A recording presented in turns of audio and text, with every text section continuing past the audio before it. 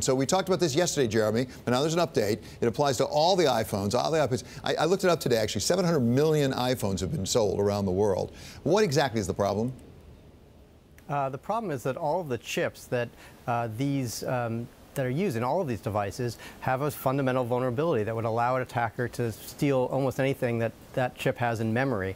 And so all of the vendors, all of the companies that produce computer hardware are basically in the process of trying to update and patch their systems. Apple was very quiet about this earlier in the week, and then just came out yesterday and said, yes, this affects all of our hardware as well, with the exception of the Apple Watch, which is based on a different kind of chip technology and a different operating system. But everything else is affected by this and will have to be patched. So we have to get a little bit more in the details. As I understand, there are two problems. One's called Meltdown, one's called Spectre. For those of us who are fans of James Bond, that has sort of an ominous tone to it, Spectre. But Apple reportedly says we've already taken care of Meltdown through a software fix, and we're working on Spectre, at least if you use the Safari. So how protected are we, those of us who, like I, have an iPhone?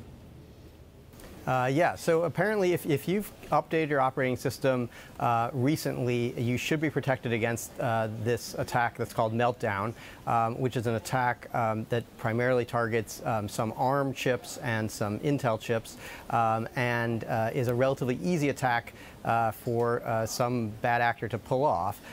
So it's good that these systems are being patched, or in the case of Apple, they say they've already been patched and fixed in updates that they sent to users earlier in the year. And then this second attack called Spectre is a much harder attack to pull off, but also potentially a much harder attack for the companies to fix. They say that at least for the Safari browser, they will have a fix out shortly. And this would basically prevent somebody from running some Java code on a website that would steal information from the memory of your computer. It would basically disable the ability of JavaScript to do this. That's what the fix is, and Apple says they should have that out soon.